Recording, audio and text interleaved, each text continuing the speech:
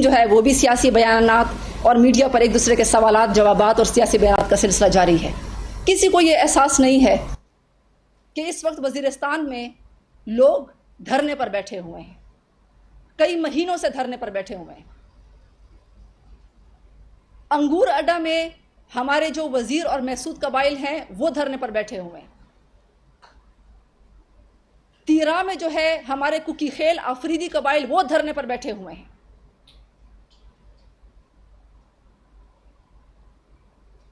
اور میں آپ کو بتاؤں کہ اس وقت یہ جو بے حسی ہے وزیر اعلیٰ خیبر پختونخوا کی, یہ بے حسی کوئی بغیر سوچے سمجھے نہیں ہے, یہ سوچی سمجھی ایک اسکیم کے تحت ہے. اس وقت خیبر پختونخوا میں 2 جگہ پولیس بھی دھرنے پر بیٹھی ہوئی ہے. ایک لکی مروت میں پولیس, یہ پہلی مرتبہ تاریخ میں ہوا ہے, پولیس جو ہے وہ دھرنے پر بیٹھی ہوئی ہے, ایک تو لکی مروت میں اور دوسرا جو ہے وہ باجوڑ میں. اور ان کا مطالبہ کیا ہے؟ ان کا مطالبہ یہ ہے کہ فوج جو ہے وہ اس جگہ سے نکل جائے,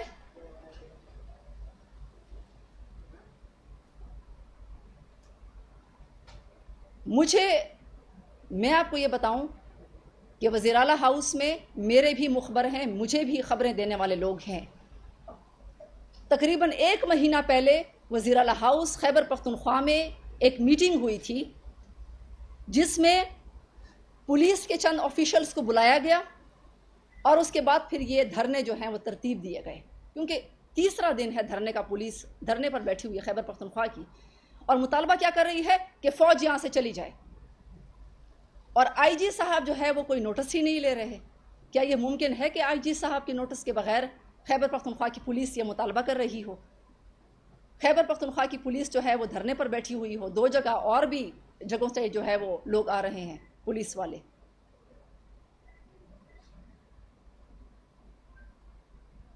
دوسری طرف جو ہے آپ بلوچستان میں دیکھیں, دہشت گردی کے جو واقعات ہیں, جو پنجابیوں کا قتل ہے, پنجابی بلوچ میں نفرت ہے, اس میں جو تقاریر کر رہے ہیں وہ تو آپ کے سامنے ہے, لیکن جو دہشت گردی کے واقعات ہیں اس میں بھی انتہائی تیزی جو ہے آپ کو سامنے نظر آ رہی ہے.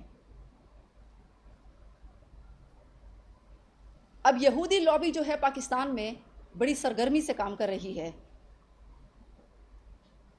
اور میں سمجھتی ہوں کہ بلوچستان, یہ حقیقت ہے کہ بلوچستان اور خیبر پختونخوا اور قبائلی عوام کو کبھی بھی اپنے حقوق نہیں ملے, اس میں کوئی شک نہیں. اور میں وزیرستان کی ایک بیٹی, میں قبائل کی ایک بیٹی ہونے کے ناطے میں ہمیشہ سے ان علاقوں کے حقوق کے لیے میں آواز اٹھاتی رہی ہوں. فاٹا ریفارمز کمیٹی 2004 سے میں اس کی ممبر رہی ہوں.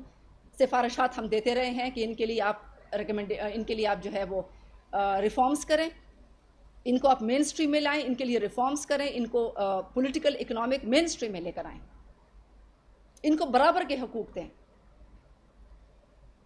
تو بات یہ ہے کہ آج تک یہ حقوق کیوں نہیں دیے گئے؟ نہ بلوچستان کے عام عوام کی میں بات کر رہی ہوں, میں ان لوگوں کی بات نہیں کر رہی جو آج تقریریں کر رہے ہیں. عام لوگوں کو کیوں حقوق نہیں دیے گئے؟ یہ جو علیحدگی پسند جو ایجنڈا ہے پاکستان سے بلوچستان اور پختون علاقوں کو علیحدہ کرنے کا, اس ایجنڈے کا ایک سافٹ حصہ ہے اور ایک ہارڈ حصہ ہے. سافٹ حصہ جو ہے وہ ہماری وہ سیاسی جماعتیں ہیں جو بار بار پاکستان کی وفاقی حکومت میں اقتدار میں آئی, لیکن انہوں نے کبھی بھی فاٹا اور پختون اور بلوچوں کو اپنے حقوق دیے. وہ کیوں نہیں دیے؟ ایک سوچی سمجھی اسکیم کے تحت نہیں دیے, تاکہ لوگوں کو حقوق نہیں ملیں گے, لوگوں میں محرومیاں بڑھیں گی, لوگوں میں لاوا پکتا رہے گا, اور پھر آخر کار جو ہے وہ یہودی لابی ایسے لوگوں کو ایجنٹس کو سامنے لائے گی جو کہ بلوچ پنجابی, پختون پنجابی کے درمیان قوم پرستی کو ہوا دیں گے, اور پھر جو ہے وہ پاکستان سے علیحدگی کا سلسلہ ایک شروع ہوگا. تو میں اس کی ذمہ دار پاکستان کی مین سٹریم سیاسی جماعتوں اور یہ جو قوم پرست لیڈر ہیں, میں ان دونوں کو سمجھتی ہوں. جو دہشت گرد ہیں میں ان دونوں کو سمجھتی ہوں. اب پی ٹی آئی جو ہے پی ٹی آئی کے چند لیڈرز، پی ٹی آئی کے عام ورکروں سے میری ہمدردی ہے، عام ورکروں کو گمراہ کیا گیا۔ پی ٹی آئی کا جو بانی چیئرمین ہے اور علی امین گنڈاپور، یہ کس طرح اس ایجنڈے کا حصہ ہیں؟ یہودی لابی تو آلریڈی بڑی سرگرم ہے، آپ کو معلوم ہے کہ آکسفورڈ یونیورسٹی کا ان کو چانسلر بنانے کی ابھی کوشش ہو رہی ہے۔ تو یہ جو بڑے بڑے دنیا میں بڑے بڑے عہدے دیے جاتے ہیں، یہ مرات بڑے دیے جاتے ہیں تاکہ لوگوں کو امپریس کرے، یہ کون دیتا ہے؟ یہ یہودی لابی سارا ہینڈل کر رہی ہے۔ تو یہودی لابی اور ان کا یہودی خاندان جو ہے وہ لندن میں ہے، اس وقت بڑا سرگرم ہے۔ تو یہودی لابی ان کو اب چانسلر بنانے کے لیے دوبارہ لائم لائٹ میں لانے کی کوشش کر رہی ہے۔ اور جو 8 سپٹمبر کا جلسہ ہے اس میں آپ دیکھیں کہ علی امین نے بانی چیئرمین کے کہنے پر اس نے جلسے میں کیا بات کی، آپ اس کی جو بات ہے اس کو نوٹ کریں۔ ایک تو میں نے کہا کہ خیبر پختونخوا حکومت کے ایما پر پولیس دھرنے پر بیٹھی ہوئی ہے اور فوج کو وہاں سے نکالنے کی بات کر رہی ہے۔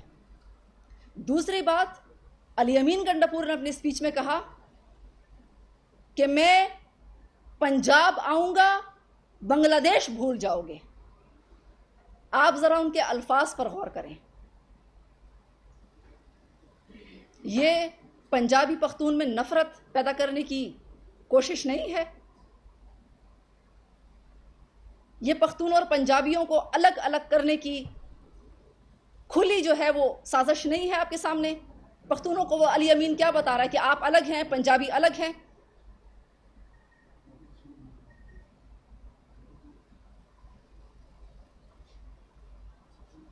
اور اس کی ایک دوسری شاخ جو ہے وہ اس وقت بڑی ایکٹیو ہے پی ٹی آئی کے علاوہ، وہ ہے منظور پشتین۔ منظور پشتین جو ہے وہ بات کرتا ہے قبائلی اور پختونوں کے حقوق کی، لیکن بات کرتا ہے وہ پختون کی، پختون پاکستانی پختون کی نہیں، افغانستان اور پاکستان دونوں پختونوں کی، لر اور بر دونوں پختونوں کی۔ جھنڈا وہ بات کرتا ہے، وہ قبائلیوں کو کہتا ہے کہ میں آپ کے حقوق کے لیے بات کرتا ہوں۔ اب سوچنے کی بات یہ ہے کہ جھنڈا وہ افغانستان کا لے کر پھر رہا ہوتا ہے، ٹوپی اس نے افغانستان کی پہنی ہوتی ہے، زبان وہ افغانستان کی بول رہا ہوتا ہے۔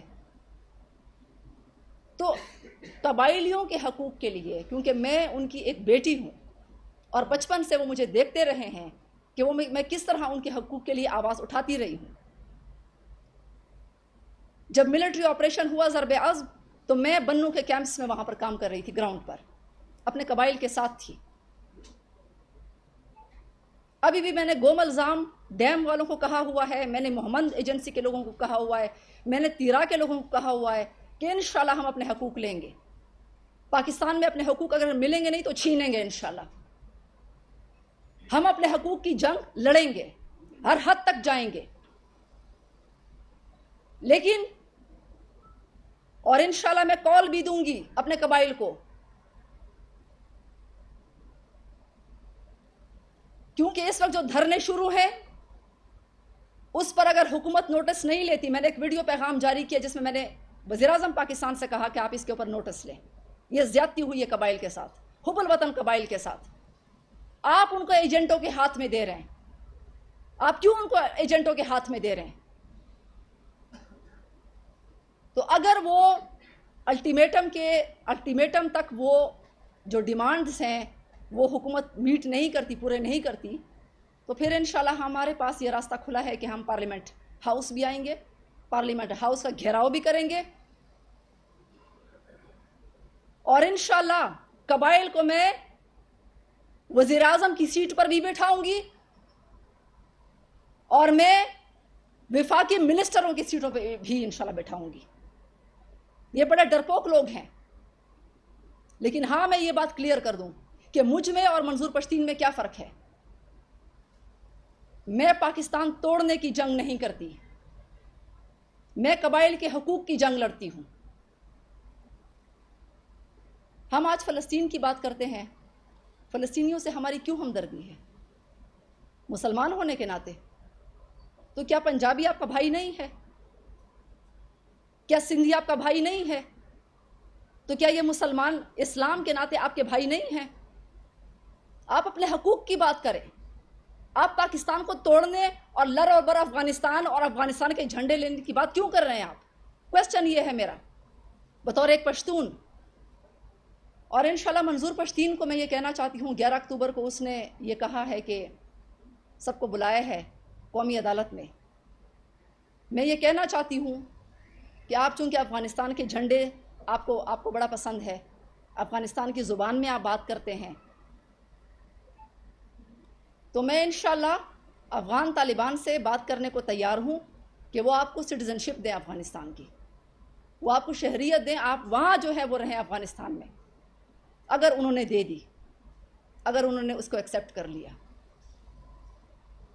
میں منظور پشتین سے کہتی ہوں کہ آپ سر مورٹیمر ڈیورنٹ جو تھے، ایک عقلمند برطانوی تھے، انہوں نے ڈیورنٹ لائن ایک کھینچی تھی سوچ سمجھ کر. آپ اس ڈیورنٹ لائن کا احترام کیوں نہیں کر رہے؟ یہ جو ڈیورنٹ لائن ہے یہ افغانستان کے ساتھ، یہ ایران کے ساتھ بھی جاتی ہے، یہ چائنا تک بھی جاتی ہے. تو یہ جو پاکستان کا جو ڈیورنٹ لائن ہے آپ اس کو کیوں تسلیم نہیں کر رہے؟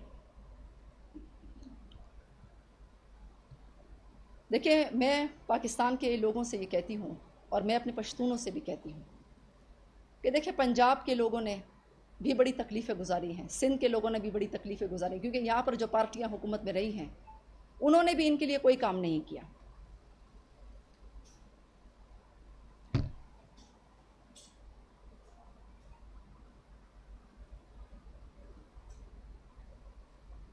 دیکھیے، پاکستان میں ہم جو ہیں وہ اسلام کے ناطے سے بھائی بھائی ہیں. یہ ملک اسلام کا قلعہ ہے، اس ملک پر دشمن کی نظریں ہیں، اور پاکستانی قوم کو جو خراب کیا ہے نا، وہ دجال کسے کہتے ہیں؟ دجال جو ہے وہ اس کی جو سمبل ہے وہ ایک آنکھ ہے، اور اس وقت پورے پاکستان میں آپ دجال کو دیکھیں، سوشل میڈیا کے ذریعے وہ لوگوں کے دماغ جو ہے اس کو قابو میں کر چکا ہے. وہ جس طرف عوام کو لے جانا چاہتا ہے وہ لے کر جا رہا ہے.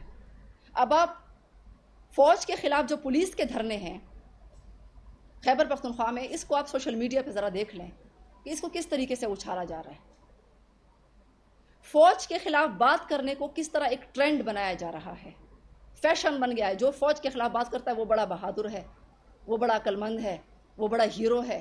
یہ ایک ہوا دی جا رہی ہے لوگوں کو دجالی میڈیا کے ذریعے.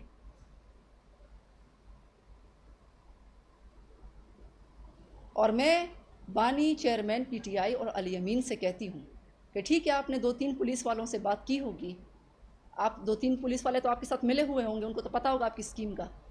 لیکن جو باقی پولیس والے ہیں، اگر کل کو یہ خانہ جنگی ہو جاتی ہے، فوج اور پولیس، کیونکہ پولیس کا ادارہ جو ہے وہ فوج کے بعد دوسرا ادارہ ہے، اگر فوج اور پولیس آپس میں لڑ پڑے خیبر پختونخوا میں، کیونکہ حالات اس حد تک پہنچ چکے ہیں وہاں پر، مزید گاڑیاں جو ہے بھر بھر کر پولیس کی لائی جا رہی ہیں خیبر پختونخوا علی امین اور بانی چیئرمین پی ٹی آئی کے ایما پر، تو خدا نہ خواستہ اگر خانہ جنگی ہو گئی تو اس کا ذمہ دار کون ہوگا؟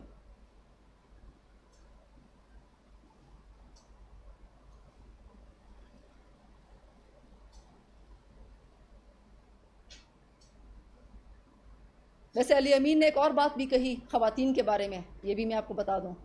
کیونکہ انہوں نے شاید ایک سیاسی شخصیت کے بارے میں بات کی، میرا اس سیاسی شخصیت سے کوئی تعلق نہیں ہے جن خاتون کے بارے میں بات کی، ان کے بارے میں جن کے بارے میں بات کی. لیکن پاکستانی ویسے ان کی مینٹیلٹی جو ہے، انہوں نے خواتین کے بارے میں جو بات کی، آپ کو اتنی تمیز ہونی چاہیے کہ آپ خاتون سے کیسے بات کریں، چاہے وہ کوئی بھی خاتون ہو.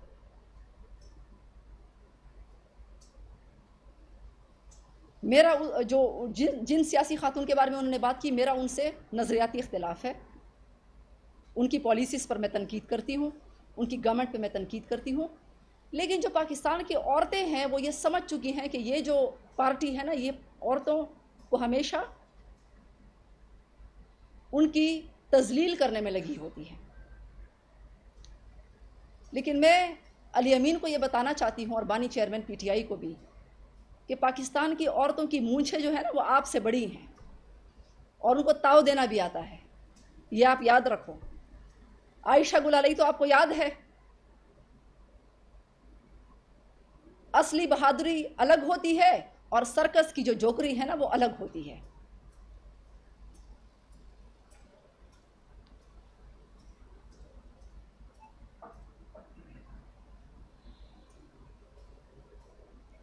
دیکھیں اس وقت جو صورتحال ہے خیبر پختونخوا میں دیکھ رہی ہوں, میں بلوچستان میں دیکھ رہی ہوں, یہ جو پاکستان کے لیڈرز ہیں, یہ جو شہباز شریف صاحب ہیں, یہ جو مریم نواز ہیں, یہ بلاول ہیں اور علی امین ہے, ہونا تو یہ چاہیے تھا کہ یہ دھرنوں میں موجود ہوتے, عوام کے ساتھ ہوتے. کبھی تو ان کے پاس جاتے, ان کی بات سنتے. ان میں سے کوئی بھی, میں تو سمجھتی ہوں کہ ان کو وکالت کے لائسنس دینے چاہیے, ان کو وکیل بننا چاہیے عدالت میں صرف باتیں کرنے کے لیے, یا کوئی اینکر پرسن ان کو ہونا چاہیے میڈیا پر, کیونکہ صرف زبانی تقریروں سے, تقریری زبانی مقابلوں سے, جھوٹ موٹ کے مقابلوں سے, کیونکہ پیسے کھانے میں تو سارے مصروف ہیں ماشاءاللہ, تو اس کی بجائے اگر آپ حقیقی طور پر گراؤنڈ میں آپ عوام کے ساتھ ہوتے تو پاکستانی عوام کا یہ حال نہ ہوتا. پاکستانی عوام کو بھی ہوشیار ہونا چاہیے. ان کو بھی سکور بورڈ بنانا چاہیے. 3 صوبوں میں حکومتیں ہیں, 4 صوبوں میں حکومتیں ہیں. سندھ میں کیا پرفارمنس ہے؟ اب مقابلہ کس چیز پہ ہونا چاہیے؟ مقابلہ یہ ہونا چاہیے, پاکستانی عوام یہ دیکھیں کہ آٹا کس نے سستا کیا, گھی کس نے سستا کیا, کرپشن کس نے کم کی, رشوت کس نے ختم کی, بجلی کس نے بنائی, عوام کے ساتھ جو ہے اس کے غم میں کون موجود رہا. عوام کو اس پر سکورنگ کرنی چاہیے, نہ کہ جو ہے وہ بلائنڈلی آپ ان کے پیچھے جائیں اور ان کو لیڈر مانیں. یہ پاکستانی عوام کی بہت بڑی غلطی ہے. اچھا, میں یہودی لابی کی بات کر رہی تھی, تو یہودی لابی پاکستان میں کام کیسے کر رہی ہے؟ ایک تو یہ کہ دہشت گردوں کو جس طریقے سے خیبر پختونخوا میں بانی چیئرمین کے ذریعے لایا گیا. دوسرا یہ ہے کہ بانی چیئرمین پی ٹی آئی کے ذریعے نااہل ترین, کرپٹ ترین لوگوں کو صوبوں کے وزیر اعلیٰ لگایا گیا. علی امین گنڈا پور, لمبے بال رکھنے والا, اور ان کی جو پہچان ہے شہد کی بوتل. یعنی بانی چیئرمین کو کوئی قبائلی ایسا معزز شخص نہیں ملا, کوئی ایسا معزز سنجیدہ پی ٹی آئی میں کوئی بندہ ایسا نہیں ملا کہ جس کو وہ وزیر اعلیٰ بناتا. پھر وہاں پہ عثمان بزدار کو لگایا پنجاب میں, جو خود کہتا تھا کہ مجھے تو پتہ نہیں ہے کہ حکومت کیسے چلائی جاتی ہے. ہاں, کرپشن کے بڑے ریکارڈز توڑے گئے ذاتی فائدوں کے لیے. تو جو یہودی لابی کا کام ہے وہ یہ ہے کہ نااہل لوگوں کو مسلط کرتی ہے, پھر جب بدامنی ہو جاتی ہے, پھر جب عوام تنگ آ جاتے ہیں تو پھر اس میں علیحدگی پسند تحریکیں شروع کرتی ہے. اب میں آپ کو بتاؤں کہ P T I Khyber Pakhtunkhwa میں پبلک سروس کمیشن کے جو اشتہارات ہیں اس کو ختم کیا گیا, کینسل کیا گیا. 2 سال سے کینڈیڈیٹس بیٹھے ہوئے تھے کہ ہمیں ٹیسٹ کے لیے بلایا جائے گا. اچانک جب ان کی گورنمنٹ آئی تو پبلک سروس کمیشن کے وہ اشتہارات جو ہے وہ کینسل کروائے گئے, اور اب وہ جو ہے وہ وزیر اعلیٰ خیبر پختونخوا اور پروونشل منسٹرز وہ بھرتیاں کریں گے. اب وہ بھرتیاں مجھے اور آپ سب کو پتا ہے کہ وہ کس طرح ہوں گی, وہ پیسے لے کر ہوں گی. اچھا, پی ٹی آئی کی خیبر پختونخوا حکومت نے عوام کی کیسے خدمت کی ہے؟ عوام سے کہتے ہیں کہ بجلی کے بل میں ہم آپ کو کوئی سبسڈی نہیں دے سکتے, بجلی کے بل اگر زیادہ ہے تو میں آپ کو سبسڈی نہیں دے سکتا. وزیر اعلیٰ خیبر پختونخوا کہتا ہے کیونکہ میرے پاس وسائل نہیں ہیں. لیکن اپنے لیے بجلی اور گیس دونوں کے بل جو ہیں وہ معاف کر دیے, یا آپ ان کا بل بجٹ دیکھیں. پورے پاکستان میں میں سمجھتی ہوں کہ جو ممبران اسمبلی ہیں, میں بھی ممبر رہی ہوں, ہم اپنی بجلی اور گیس کے بلز خود دیتے تھے. یہ تاریخ میں پہلی مرتبہ ہے کہ پوری خیبر پختونخوا اسمبلی جو ہے اس کے بلز جو ہیں, بجلی اور گیس کے بل, وہ غریب عوام ادا کریں گے, ان کی جیب سے جائیں گے. تو اس کے لیے جو ہے وہ اپنے لیے تو آپ کے پاس بڑے وسائل ہیں, اور 2 لاکھ کا جو ہے وہ ہاؤس الاؤنس بھی لگا دیا ہے کہ ہم مرضی جس مرضی ہم گھر میں جائیں ہمارے لیے ڈیکوریشن اور وہ جو گھر ہے وہ ہمارے لیے دستیاب ہو. تو اس کے لیے آپ کے پاس بہت وسائل ہیں. اور تیسری بات یہ کہ خیبر پختونخوا کا جو ریسکیو 1122 ہے جس کی مشینری کو جلسے میں استعمال کیا گیا، میں آپ کو بتاؤں اس کے بارے میں کہ یہ ادارہ جب سے پی ٹی آئی حکومت میں آئی ہے کرپشن کا گڑھ بن چکی ہے. آپ ذرا صحافی میں آپ کو دعوت دیتی ہوں، آپ ذرا جائیں وہاں پوچھیں لوگوں سے. آپ فزیکل ٹیسٹ بھی پاس کر لیں گے، آپ ریٹن ایگزامینیشن بھی پاس کر لیں گے، ٹاپ کر جائیں گے، لیکن آپ سلیکٹ نہیں ہوں گے. آپ ہرگز سلیکٹ نہیں ہو سکتے جب تک وہاں کا جو ریٹ ہے 35 لاکھ 40 لاکھ 45 لاکھ وہاں پہ ریٹس چل رہے ہیں گریڈ کے حساب سے. اور میں آپ کو بتاؤں کہ اگر میں نے ان کینڈیڈیٹس کو بلا لیا خیبر پختونخوا میں کہ جن کو فزیکل ٹیسٹ بھی پاس ہیں، ریٹن ٹیسٹ بھی پاس ہیں، لیکن سلیکٹ نہیں ہوا، تو پورا جو پشاور کا قیوم اسٹیڈیم ہے نا وہ ان سے بھر جائے گا.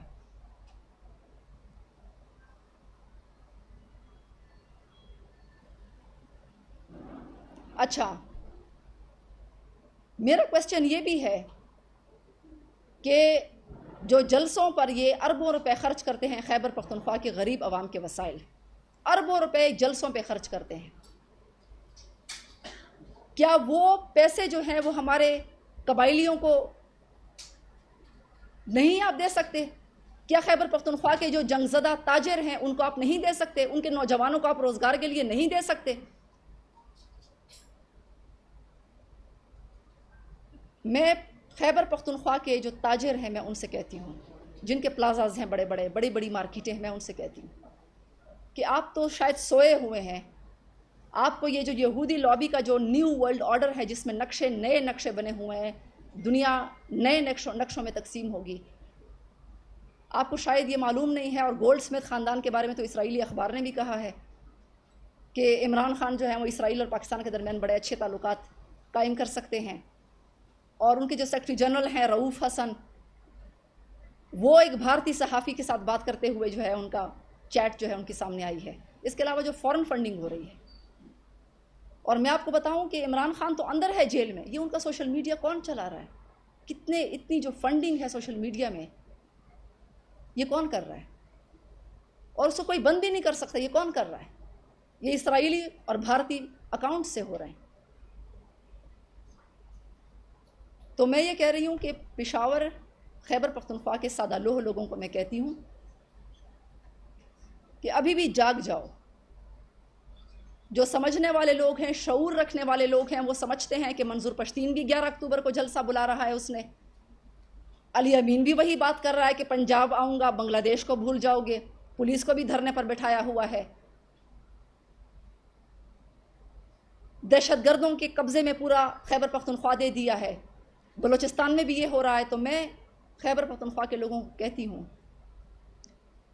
کہ آپ لبنان کی طرح بڑے جلد موٹر گولے جو ہیں وہ اپنے پلازوں میں دیکھیں گے. نہ آپ کی مارکیٹیں ہوں گی، نہ آپ کے پلازے ہوں گے، کیونکہ یہ جو شخص ہے، یہ جو لوگ ہیں، یہ آپ کو خانہ جنگی کی طرف لے کر جا رہے ہیں. آپ کیا سمجھتے ہیں؟ یہ جو آپ کو سبز باغ دکھا رہے ہیں، آپ کیا سمجھتے ہیں کہ اگر پختونستان کوئی الگ جگہ جو کہ کبھی بھی نہیں بنے گی انشاءاللہ، حب الوطن پاکستانی کبھی بھی اس کو نہیں بننے دیں گے. ہم پاکستان کے اندر رہ کر اپنے حقوق چھیننا جانتے ہیں. ہم کسی کے ایجنٹ نہیں ہیں. مجھے بھی بڑی آفرز آئیں، مجھے بڑی آفرز آئیں کہ آپ اس تحریک میں شامل ہو جائیں. بڑی این جی اوز اس میں کام کر رہی ہیں جو کہ باہر سے فنڈ ہوتا ہے، اور ایک دو این جی او کی جو خواتین ہیں وہ پاکستان سے بھاگ بھی گئیں جو منظور پشتین کو فنڈنگ کرتی تھیں. تو میرے پاس بڑی فنڈنگ ہوتی ہے. آپ میرا نام دیکھ لیں سوشل میڈیا پر، آپ میری انٹرویو دیکھ لیں. ان کے انٹرویو، منظور پشتین کے انٹرویو کون کرتا ہے اور میرا انٹرویو کون کرتا ہے؟ اچھا، کہتا ہے کہ 160 ممالک میں میری تنظیم قائم ہے. 160 ممالک میں آپ کی تنظیم کیسے قائم ہے؟ کون فنڈ کر رہا ہے؟ پیسہ کون لگا رہا ہے؟ پھر کہتا ہے 11 اکتوبر کو بڑی بڑی سکرینز میں لگاؤں گا ہر ضلع میں. یہ پیسہ کہاں سے آ رہا ہے؟ جھوٹ موٹ کے چندے جمع کر کے چھوٹا سا ڈبہ لے کے، یا اس سے لگیں گے اتنے بڑے بڑے سکرینز؟ یہ خرچے ان سے پورے ہوں گے. اوپر اوپر آپ ڈرامے کر کے ہمدردی کی بات کرتے ہیں، اندر سے آپ کا ایجنڈا اور ہے۔ میں پختونوں سے کہتی ہوں کہ فرض کریں جو باغ آپ کو دکھا رہے ہیں کہ پختونستان بنے گا، تو پھر اس پختونستان میں کیا وزیر محسود آپس میں لڑائی نہیں کریں گے؟ کیا مومن اور بجاوڑ کے لوگ آپس میں لڑائی نہیں کریں گے؟ کیا ہمارے پختون، کیونکہ ہمارے پختون پنجاب کے ساتھ وقت گزار کے کافی حد تک جو ہے وہ سویلائزڈ ہو چکے ہیں، کیا آپ کے ساتھ افغانستان کے پشتون جو ہیں، پہاڑی پشتون، وہ لڑائی نہیں کریں گے؟ کیا آپ خوش ہوں گے؟ کیا آپ امن سے رہیں گے؟ نہیں، بلکہ آپ 50 سال اور جنگ میں جائیں گے۔ یہ میں اپنے پشتونوں کو کہتی ہوں۔ اچھا دیکھیں، اگر احتجاج کرنا ہوتا تو شیعوں کو کرنا چاہیے تھا۔ پاکستان میں شیعوں کو سب سے زیادہ ٹارگٹ کیا گیا۔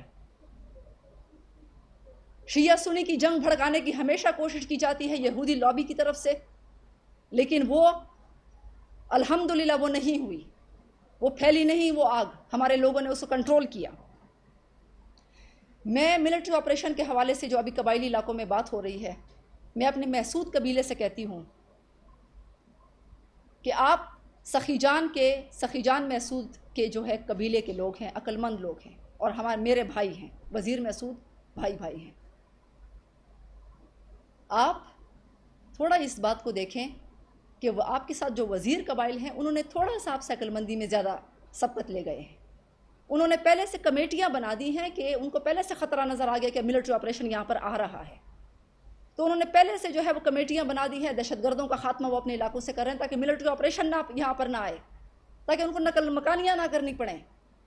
تو میں اپنے محسود بھائیوں سے کہتی ہوں، بزرگوں سے کہتی ہوں کہ میں اور آپ مل کر جو ہے وہ وہاں پر کمیٹیاں بناتے ہیں، دہشت گردوں کا صفایا کرتے ہیں۔ پاک فوج کے ساتھ آپ کھڑے ہو کر وہاں پر دہشت گردی کا صفایا کریں۔ یہ جو آپ کو منظور پشتین بھڑکا رہا ہے نا کہ پاک فوج کے ساتھ لڑو، بنگال میں جو ہے وہ اتنے 30 لاکھ یہ ہوا تھا وہ ہوا تھا، منظور پشتین اپنی سپیچز میں کہتا ہے، اور منظور پشتین یہ بھی کہتا ہے ہمارے پختونوں کو کہ ہمارے پختون کیا بزدل ہیں، وہ آپ کے گریبان سے آپ کو پکڑ لیں گے، ان کو لڑائی کرنا اچھی طرح آتا ہے۔ تو منظور پشتین آپ کو لڑوا رہا ہے اور آپ کو اپنے علاقوں سے بے دخل کروا رہا ہے۔ آئیں عقل مندی کا ثبوت دیں، میں اور آپ مل کر جو ہے امن کمیٹیاں بنائیں۔ اگر پھر بھی وہاں پر ملٹری آپریشن ہوتا ہے تو پھر میں آپ کے بہاف پر انشاءاللہ بات کروں گی۔ اور میں اپنے قبائل سے کہتی ہوں کہ ہر جو قبائلی علاقہ ہے، ایک تو سرتاج عزیز نے جو ریکمنڈیشن سفارشات دی تھی، وفاقی حکومت نے آج تک اس کو امپلیمنٹ نہیں کیا۔ NFC میں 1% حصہ تھا، آج تک قبائلی علاقوں کو نہیں ملا۔ وہ خیبر پختونخوا کی حکومت جب سے PTI آئی ہے، 2013 میں اس کی حکومت خیبر پختونخوا میں آئی تھی، آج تک وہ 1% تو 2018 میں ہوا تھا، لیکن اس سے پہلے جو فنڈز خیبر پختونخوا کے لیے، فاٹا کے لیے تھے، ان کی آبادکاری کے لیے تھے، وہ آج تک ان کی آبادکاری نہیں ہو سکی، اور وہ فنڈز خیبر پختونخوا PTI حکومت نے کہیں اور خرچ کر دیے۔ تو یہ ایک سوچی سمجھی اسکیم کے تحت لوگوں کو اشتعال دلوانا ہے، لوگوں میں جو ہے وہ نفرت کو ہوا دینی ہے۔ آخر میں اپنے قبائل سے یہ کہتی ہوں کہ آپ وزیرستان سے لے کر بجاوڑ تک، آپ ہر جو آپ کے مشران ہیں وہ اپنے ڈیمانڈ لسٹ بنائیں۔ میں نے پچھلے دنوں محمد گوملزام ڈیم کے حوالے سے بات کی تھی، محمد ایجنسی کے حوالے سے بات کی تھی۔ میں کہتی ہوں کہ ہر ایجنسی کے اپنے مسائل ہیں۔ ہم معدنیات میں رائلٹی بھی چاہتے ہیں، یہ جو ہمارے معدنیات سے مالا مال علاقے ہیں، لیکن ہمارے جو قبائل ہیں وہ انتہائی غربت کا شکار ہیں۔ میری بہنیں، کیونکہ میں ان کو گھروں میں دیکھتی ہوں، میری وزیر بہنیں، میری محسود بہنیں، وہ میل نیوٹریشن کا شکار ہیں، خوراک کی کمی کا شکار ہیں۔ میرے بزرگ، میرے بھائی قبائل، وہ انتہائی غربت کا شکار ہیں۔ تو یہ تو پھر آپ کہتے ہیں کہ دہشت گردی ہے، پھر آپ کہتے ہیں کہ بیرونی ایجنٹ ان کو اکسا رہا ہے، یہ تو ماحول تو آپ دے رہے ہیں ان کو۔ تو معدنیات میں آپ ان کو حصہ دیں، میرے قبائل کو، ہر ایجنسی کو رائلٹی جو ہے، ہر ایجنسی سے رائلٹی جو ہے آپ ان کو دیں۔ گھر گھر جس طرح درادم خیل میں 30-30 ہزار فی فرد ایک ایک گھر میں جو ہے وہ تقسیم ہو رہا ہے، تو آپ باقی ایجنسیز میں بھی اس طریقے سے آپ کریں، اور اگر آپ نہیں کرتے ہیں تو پھر ہمیں اپنا حق چھیننا جو ہے وہ اسلام آباد تک جو ہے ہمیں آ کر ہمیں لینا آتا ہے، یہ بھی آپ یاد رکھیں۔ میں گولیاں کھاؤں گی، میں آگے ہوں گی، انشاءاللہ میرے قبائل گولیاں کھائیں گے، لیکن ہم اپنا حق جو ہے وہ یہاں سے لیں گے۔ اور یہی نہیں، میں قبائل سے کہتی ہوں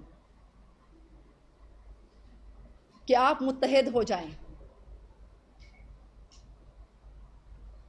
آپ ایک پلیٹ فارم پر جمع ہو جائیں، انشاءاللہ میں آپ کو کال دوں گی، اور انشاءاللہ اس پلیٹ فارم سے جو ہے وہ انشاءاللہ ہم لڑیں گے اپنی جنگ اپنے حقوق کی۔ میڈم میرا ایک سوال ہے آپ سے کہ آپ نے بلوچستان کے بارے میں کہا ہے کہ ادھر پنجابیوں کو نہیں شہید کیا جا رہا، وہاں پہ سرائکیوں کو کیا جا رہا اور بے گناہ کیا جا رہا ہے۔ جتنے بھی وہاں پہ شہید ہوتے ہیں وہ بیچارے سرائکی ہیں اور غریب ہیں اور مسکین لوگ ہیں اور مزدور لوگ ہیں، اس کے بارے میں آپ بتائیں۔ بالکل، ہم پنجاب کی وجہ سے سرائکی مفت میں حرام موت مارے ہیں۔ میں اسی کا ذکر کر رہی ہوں کہ یہ جو نفرت کو ہوا دینا ہے۔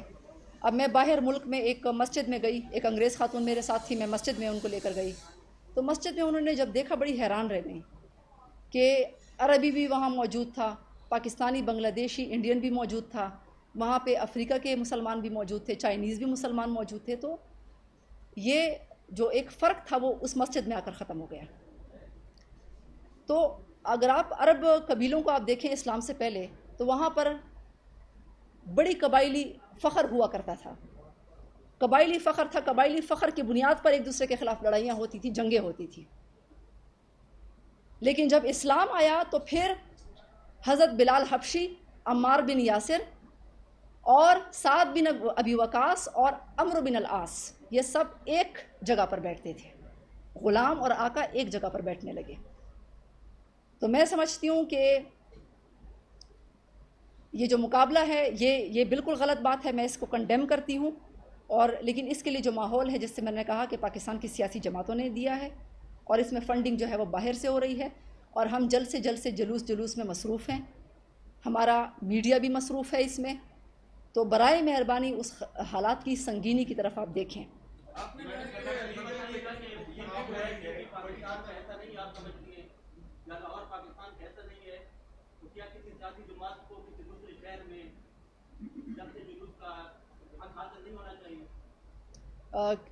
Sorry I couldn't get you۔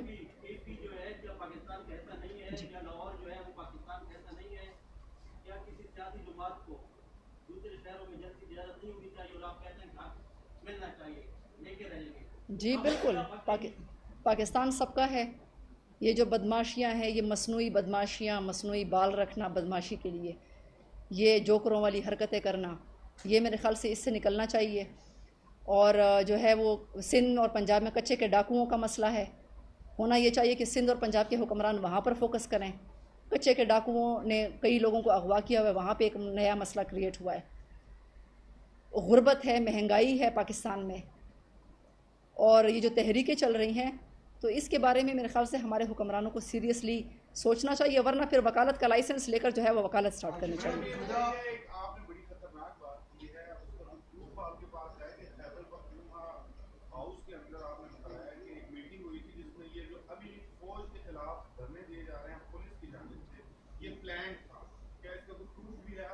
جی بالکل میرے پاس ہے، بالکل میں آپ کو میرے کیونکہ ہمارے بڑے خبر دینے والے لوگ ہیں وہاں پر، خیبر پختونخوا وزیر اعلیٰ ہاؤس، خیبر پختونخوا ہاؤس اسلام آباد نہیں، تو وہاں سے مجھے جو خبریں دینے والے ہیں وہ موجود ہیں، اور کس طرح یہ پلان کیا گیا اور کس طرح یہ پلانڈ ایک تقریر 8 ستمبر کو کی گئی، کس طرح منظور پشتین کو فیسیلیٹیٹ کیا جا رہا ہے، یہ اس کی کڑیاں آپ ملائیں۔ اچھا، میں ایک اور بات یہ کہنا چاہتی ہوں کہ اکاؤنٹیبلٹی جو ہے وہ بڑی ضروری ہے۔ جب تک سیاستدانوں اور ہر ایک فرد، چاہے وہ فوج میں ہو چاہے وہ سیاستدان ہو، سب کا جو ہے وہ احتساب ہونا چاہیے۔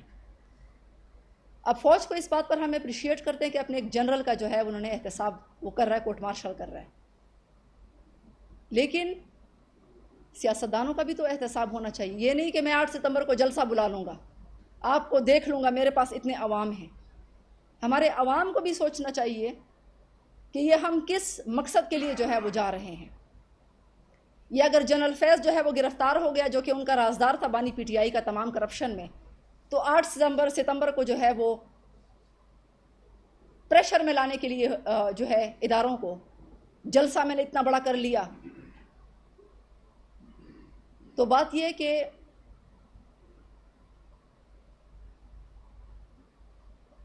جو پولیس کا دھرنا ہے خیبر پختونخوا میں اس کے بارے میں ایک پوائنٹ یہ بھی بتانا چاہتی ہوں کہ یہ دھرنے اس لیے بھی بٹھائے گئے ہیں تاکہ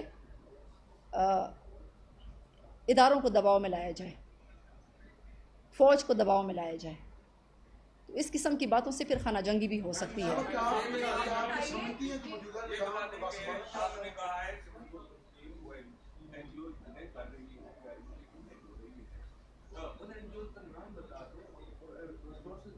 وہ این جی اوز آپ کے اداروں کے پاس ہیں، وہ جو نہیں وہ اداروں کے پاس ہیں. میں نے ایک خاتون جو ان کے ساتھ این جی او میں تھی، میں نے ان کو سمجھایا تھا کہ آپ اس طرح نہ کریں. تو وہ سارے ریکارڈ آپ کے اداروں کے پاس موجود ہے. میں یہ بھی چاہتی ہوں کہ جو سیاستدانوں کی اکاؤنٹیبلٹی ہے وہ کیوں ہونی ضروری ہے؟ وہ اس لیے کیونکہ ہمارے لوگ جو ہیں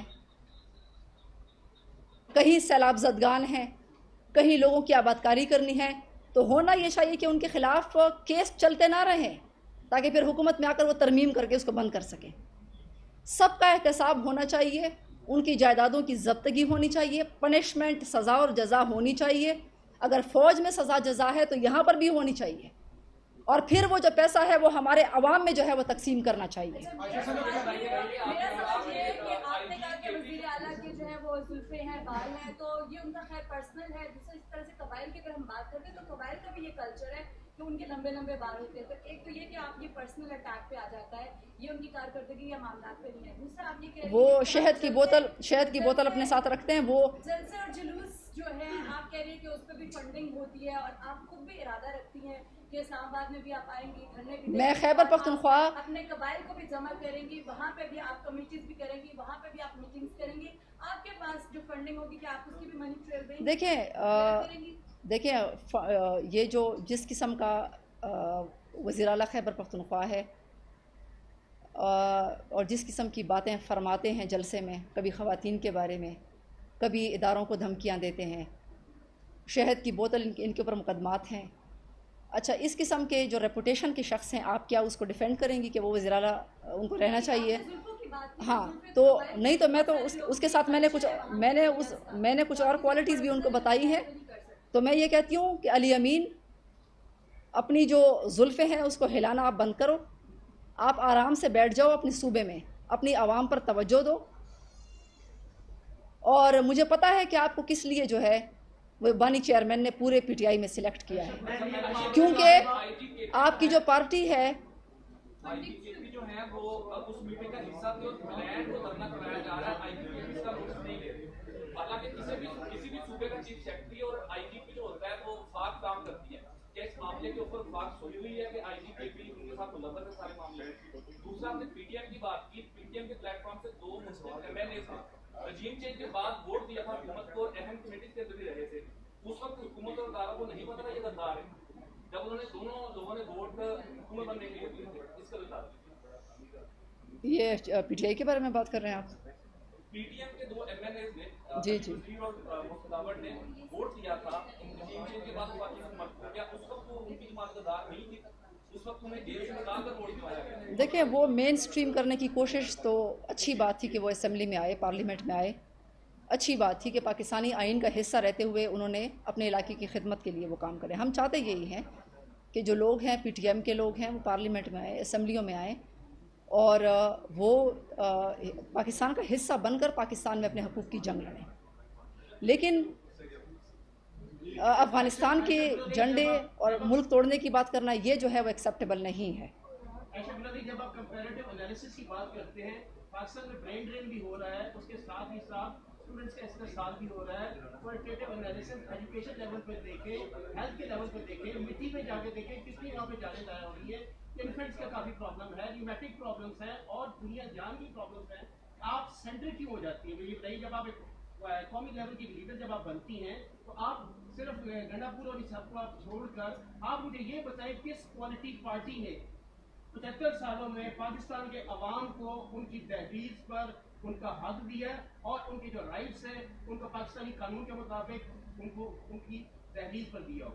जी, मेरी प्रेस कॉन्फ्रेंस में कोई एक शख्स जो है, मैंने हालात की संगीनी आपको बताई और उसके जो ज़िम्मेदारान हैं वो भी मैंने आपको बताए, और साथ साथ मैंने जो वफाकी गवर्नमेंट है उसकी नेगलिजेंस मैंने आपको बताई। मेरा एक वीडियो पैगाम है, उसमें मैंने कबाइल के हवाले से शहबाज शरीफ साहब को पैगाम दिया है, और मैंने आपको ये भी कहा है कि हम इस्लामाबाद मार्च करेंगे। जो हमारे हुकूक़ खैबर पख्तूनख्वा हुकूमत से लेने होंगे हम वहाँ से लेंगे, जो हमारे हुकूक़ फेडरल गवर्नमेंट से लेने होंगे वो हम यहाँ पर आएंगे। तो मैं कोई सेंट्रिक नहीं हूँ। मैंने ये भी कहा है कि सिंध के लोग भी मुसीबत में मुब्तला हैं और पंजाब के लोग भी मुब्तला हैं। कच्चे के डाकुओं का मुकाबला उनको करना चाहिए, सिवाय ये कि सियासी बयानबाजी के।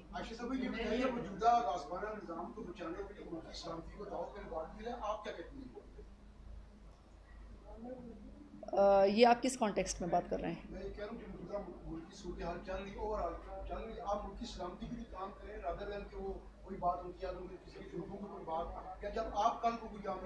जी, मैं इसलिए तो बात कर रही हूँ कि पाकिस्तान इतने ख़राब हालात से गुज़र रहा है। गैर संजीदा लोग कभी ख़वातीन के बारे में रिमार्क्स देते हैं, कभी अजीब व गरीब बातें करते हैं। इस किस्म के लोगों को इससे पहले आप, यानी ये कोई तरीका है कि एक ऐसे सूबे पर आपने, हमारे लोग तो बड़े संजीदा लोग हैं, हमारे खैबर पख्तूनख्वा के लोग, वो ये कह भी रहे हैं कि हमारी जो हालात हैं उसका एहसास हुकूमत को नहीं है, और ना ही जो है मैं समझती हूँ कि शहबाज शरीफ साहब को भी इस बात का एहसास नहीं है कि जो उनकी ज़िम्मेदारियाँ हैं वो वहाँ पर अदा करें। तो सब जो है मैं समझती हूँ कि इसमें ज़िम्मेदार।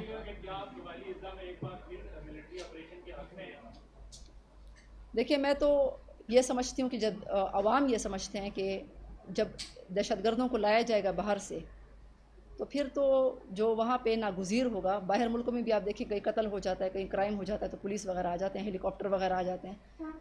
तो जब आपके मुल्क में हालात ऐसे क्रिएट होंगे, जब आपके पार्टी जो है वो अपनी हुकूमत में लोगों को लेकर आएगी, खुद कन्फेस कर रहे हैं, तो फिर उसके बाद ऑपरेशन नहीं होगा तो क्या होगा? ये जो पुलिस लकी मरवत में बैठी हुई है कि हमारे ऑपरेशन नहीं होना चाहिए, तो लकी मरवत में सेंसिटिव इलाका है, बन्नू सेंसिटिव इलाका है, घर घर जो है वो 10-10 कलशनकोफ पड़ी हुई हैं, दहशतगर्द वहाँ फिर रहे हैं।